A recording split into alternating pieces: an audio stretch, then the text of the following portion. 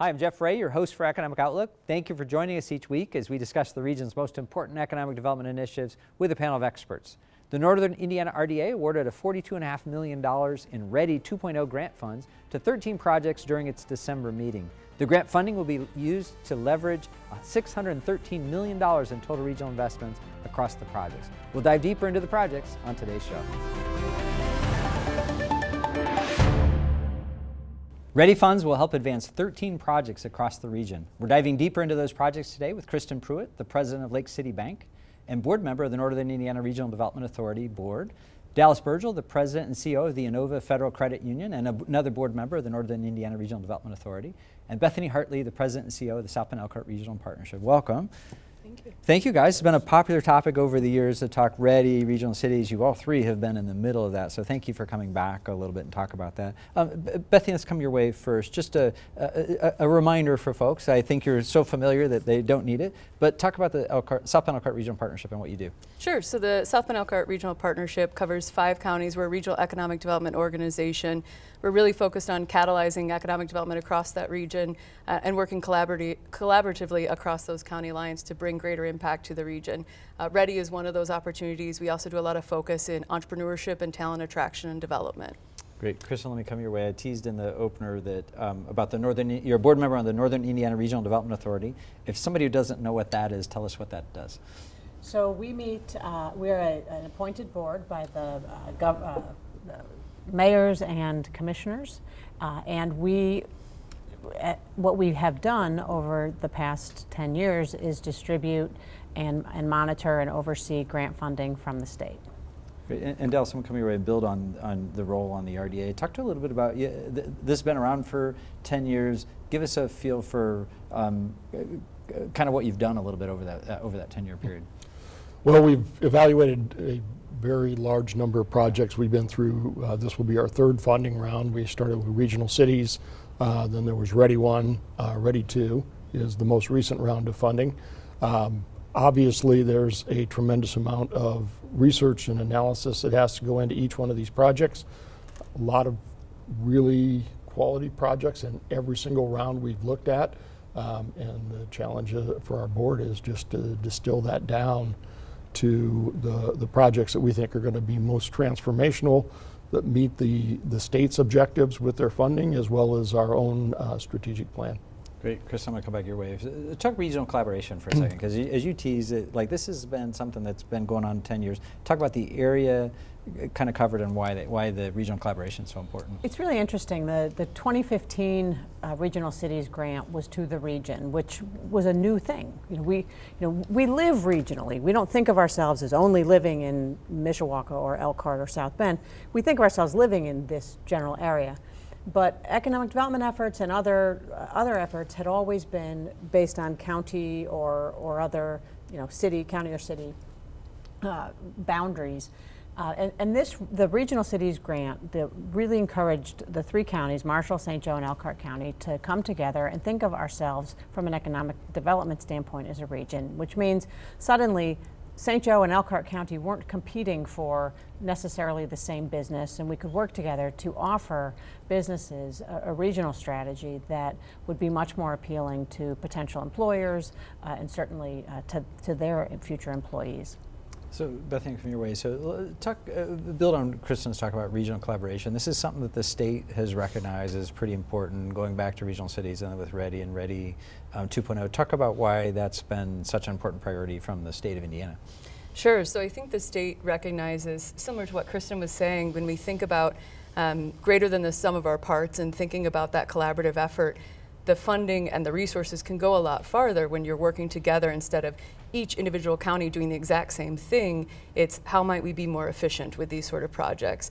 I also think with the region, on the Indiana side, we're a little over 520,000 in population, and individually the counties obviously make that up. But when you think about projects like the Beacon Aquatic Center over in Elkhart, do we need another larger than Olympic size aquatic center in this region? No is the answer, because we have it now, and that allows that more collaborative nature of driving across county lines and working together.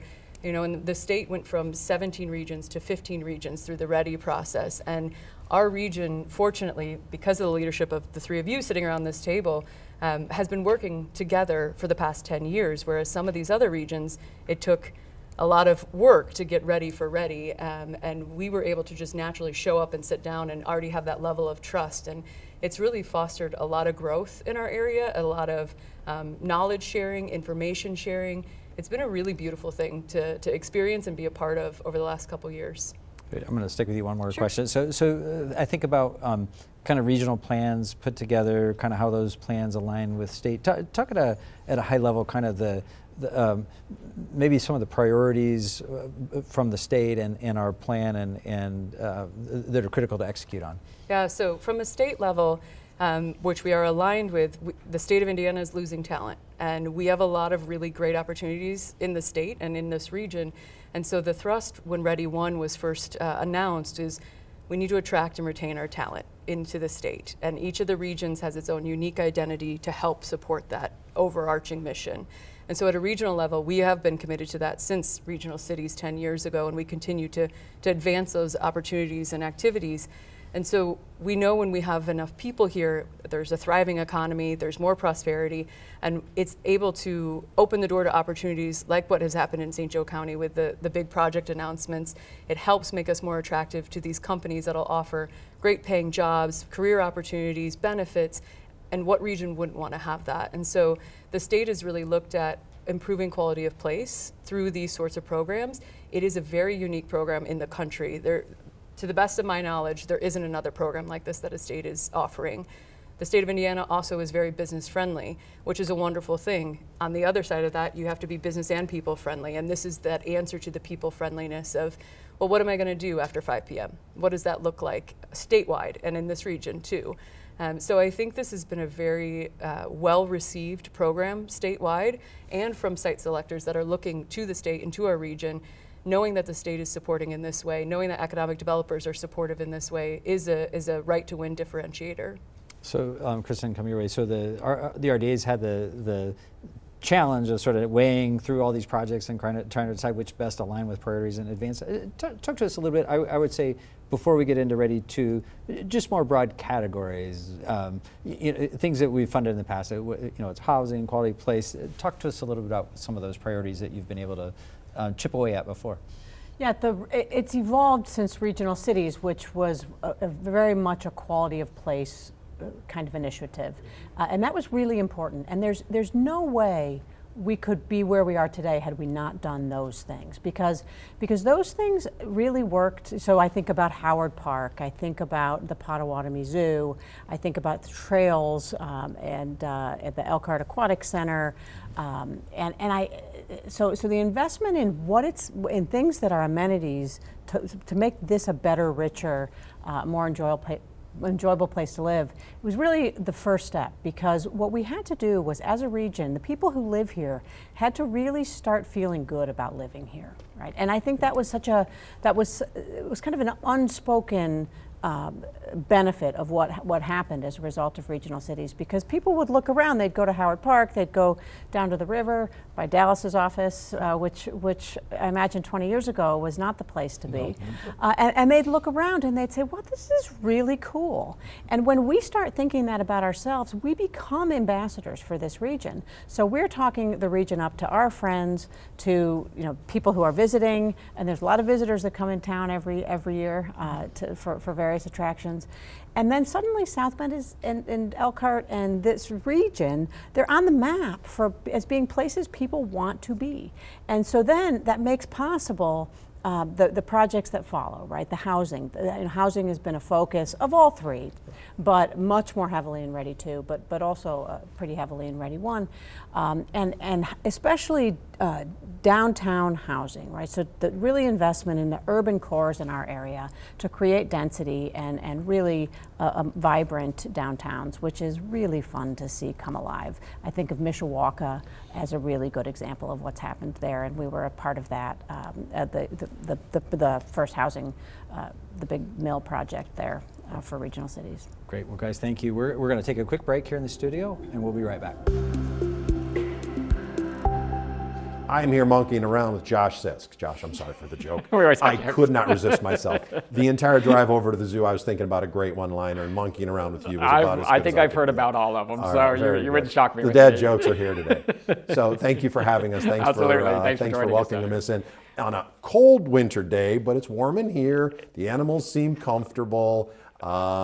Let's talk a little bit about Potawatomi Zoo and what Absolutely. a great part of our community it's become from where it began. How long have you been at the zoo? You know what? So I've been here about 9 years now, only about 5 years as director. And you're right, it's been just this amazing whirlwind, even just in the last 5 years. We were kind of talking about that before, just the changes that have happened in the direction we've gone. So it seems like not a short amount of time, but I feel like it's been a lifetime of work that we've put into this place. Yeah, and you know, it's not often that people think of zoos being on such a rocket ship trajectory. But in fact, this zoo in the past 10 years, as we were chit-chatting about, has been on this meteoric rise almost.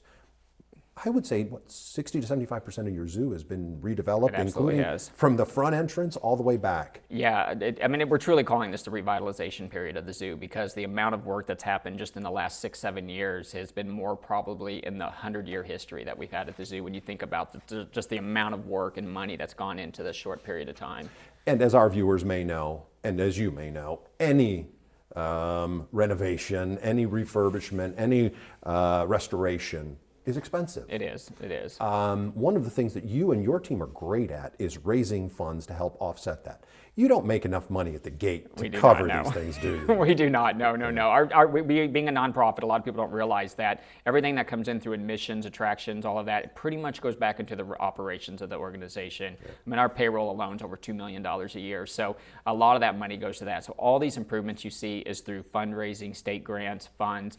It's all has to be for capital projects. So a completely different pot. So, and that's really the episode today that we're filming is about Ready Yeah. 2.0 and some state economic development dollars. I know that you applied, and I think that it's fair to say you were an award winner. We really were. I think award winner is the right word because I know that of the $42.5 million or so that was allocated to our region, meaning the Elkhart, South Bend, Marshall County region, there were a lot of applicants for that money, weren't there? There were, and we're blessed because and we were talking about, we've probably put in about $25 million into the zoo in the last 6 years, and I'd say good, when I was looking at about 9.5 to 10 million was just from private donations, and then you've got money coming in from the Ready grant. So when you think $1 million, in the scheme of 25 million, what does that mean? It's huge for us because it's really about the recognition of what that means.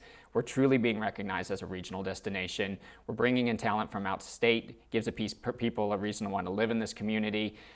When I first moved here, we talked about when you really wanted to go to a zoo, I'd hear people say it all the time. You go down to Fort Wayne, you go to Brookfield. Yeah. It's the complete opposite now. We hear people say, oh my gosh, we've got this in our own backyard. It's amazing. We went to a big zoo. We spent a fortune. It's so great to come to Potawatomi, see the changes. We've really made that change. And when we can get something like the Ready grant, it's just what a compliment. It's just really, really, the state is recognizing that we are truly a regional destination and something we can be proud of. And on other episodes that we've done for this show, when you are developing the economy, part of it, whether we've realized in modern times, is creating a quality of place. Yep.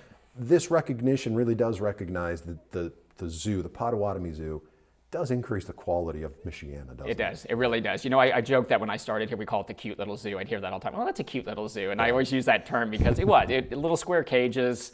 It wasn't what you thought of as a modern zoo. Yeah. And with the changes that we made, bringing in giraffes, upgrading lions, the new cafe lodge, people now see that we are a nonprofit. Our mission's conservation and education, but we are a quality place of life. We're seeing a whole different demographic. No longer is it just parents and kids. We're seeing elderly couples. We're seeing younger people. It's date night. It's really changing the entire way that people view this zoo for our community. And people do. They want to know, if you have a good zoo in your community, do you have a good parks? Do you have all these things? Yeah. It helps when people are moving here. So before I let you go, let's talk a little bit about what you're going to do with the money. Yeah, oh my gosh, we're excited. So this is the first zoo expansion in the zoo's history. So we're a 23-acre zoo. We're going to be expanding 2 acres into the park, and it's going to be dedicated to tigers and leopards. And really why that's so important is for our accreditation to be a legit zoo.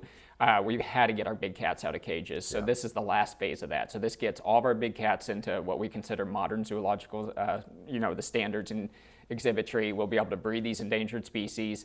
It's going to be a whole mix of species with deer. There's a feline freeway that goes over Cyca deer. The deer live underneath them. So it's going to be pretty exciting because we have not expanded the zoo, and people are amazed by what we can how we were able to utilize our space. So I think people are going to be pretty excited about this. And you know, as we said before I went on air, I've got 3 children, and we've raised these kids at this zoo.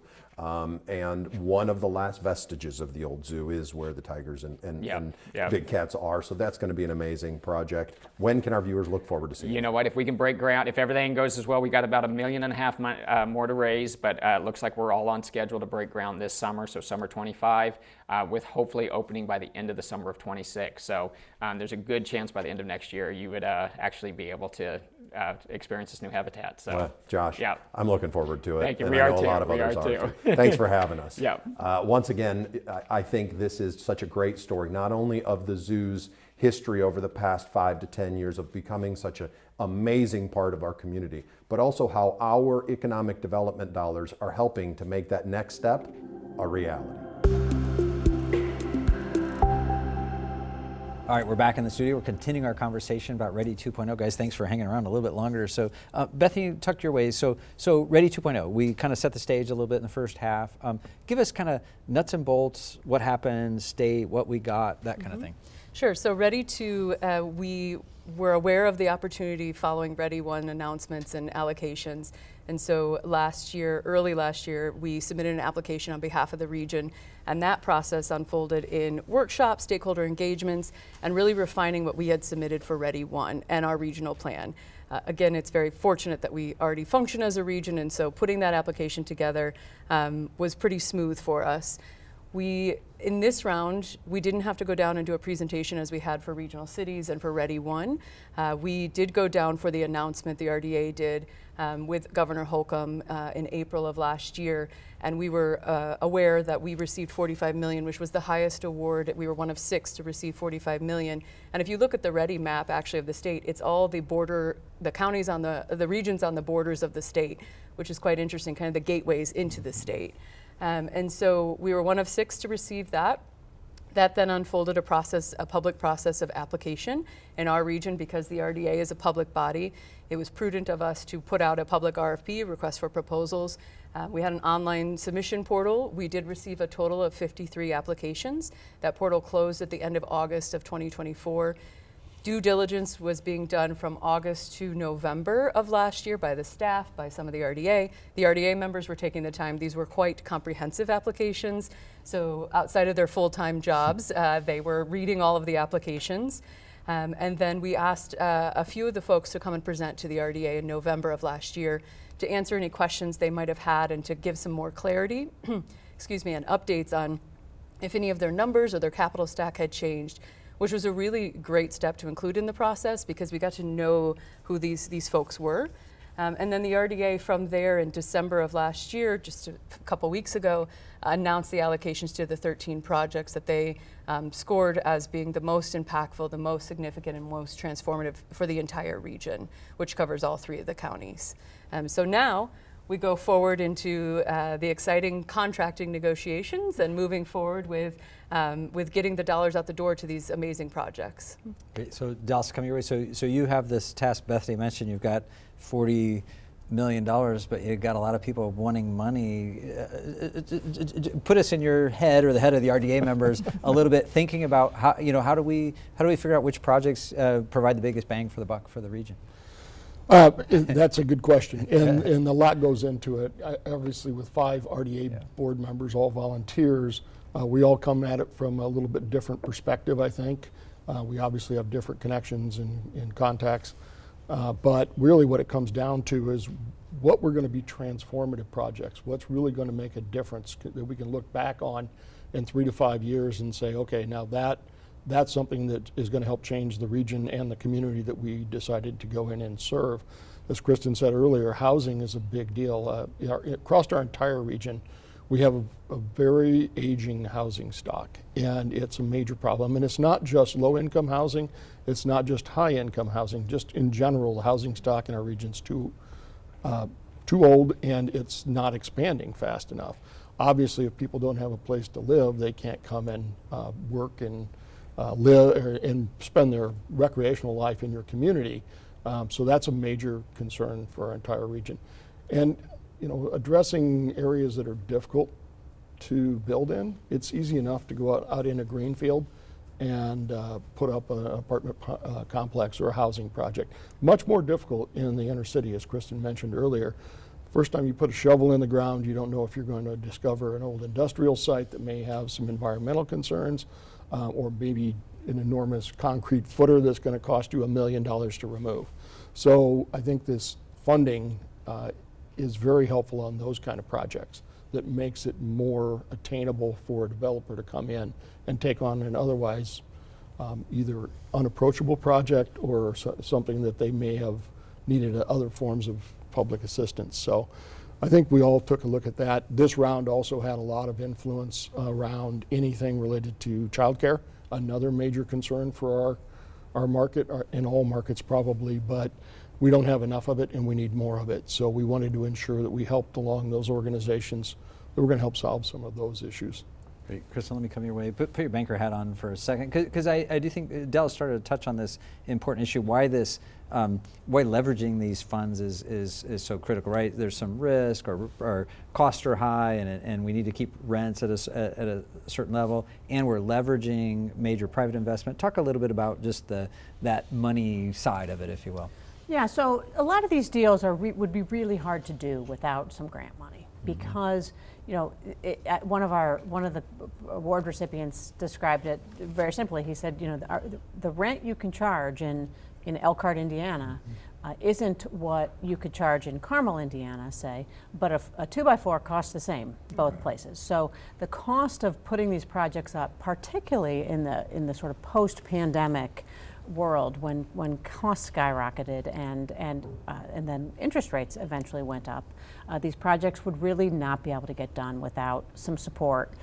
This I sort of look at it as a little bit of a head start on a capital raise, right? So it makes the deal, it de-risks the deal, to the extent of the grant funds. It's a big benefit. I know as a bank, when we look at deals that would have this kind of grant money in it, that's a much more appealing deal to lenders. Great. So time's flying, so I want to make sure we get to a couple of projects, and so I'm going to talk to both of you for a second.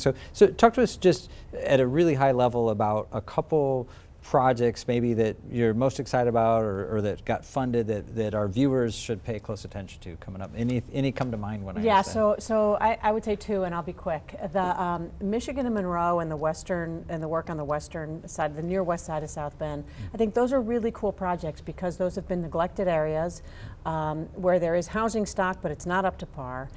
And they're two entry points into downtown South Bend. And I think if we can expand really the beautification and the vibrancy of the downtown area, then that makes it sort of lifts all the boats, and downtown becomes even better.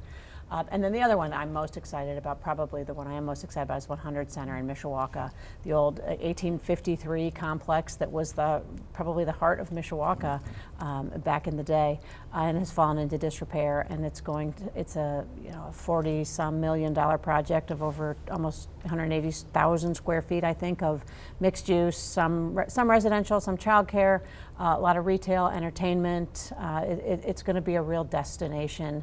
And that continues the momentum of coming out of downtown Mishawaka. Great. And Dallas, in our last couple of minutes, similar particular projects you're excited about, our viewers should know more about that you awarded funds to? All the projects this time have been fantastic, truthfully. Yeah. The two I really find are going to be transformational or have a big impact on the region. One is the River District in Elkhart.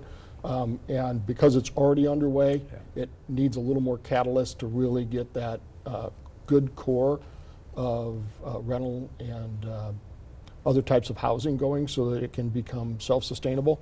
It's also a really difficult part to develop because it is an old industrial site, and there's also floodplain issues through much of it. So it takes some real work to be able to get a developer to come in there and work on that. The other one I'm really looking forward to seeing is the Bremen project, because they're more of a regional or a rural area, and they really haven't had much in the way of housing starts in 25 years or so. So I'm looking forward to seeing that connect the southern part of our region. You know, it's been exciting as I look at your list, and it's because it's Bremen, it's Culver, it's New Carlisle, it's South Bend, Mishawaka, Goshen, Elkhart. And I think you did a phenomenal job of taking what are some very difficult projects. Bethany, in our last minute, just kind of final word to our viewers. Again, they should be excited about this, but there's still some time happening. Give us just the final word on what they should be watching for on these projects. Yeah, so I think all of these projects are getting underway or will be getting underway in the next year or so, and to watch cranes come in, to watch ground be broken, just paying attention to shows like this, to the news, to see what they can be proud of and what they should be excited about, because this is for the residents first and then for new residents second. So I think that's really exciting, and I think it's bringing in new capital to the region that we haven't seen before. If people want to find out more about these projects, where should they go? They can go to southbendelkhart.org, and it's on our website under the Ready pages. Awesome, guys. Thank you so much. Thanks for your good work, especially your volunteer work that's now spanned a decade in our community. Thank you so much for the great difference you've made in these funds. I appreciate having you all here, and we'll have you back for updates as this goes on. Thank you. That's it for our show today. Thank you for watching or listening to our podcast. Find Economic Outlook at WNIT.org, YouTube, or most major podcast platforms. Like us on Facebook, follow us on Twitter. I'm Jeff Ray. I'll see you next time.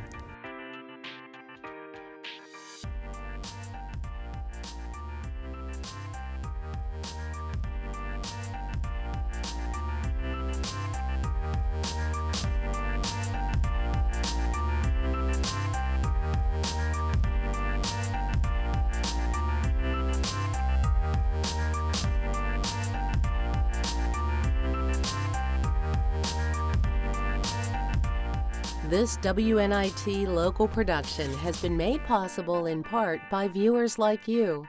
Thank you.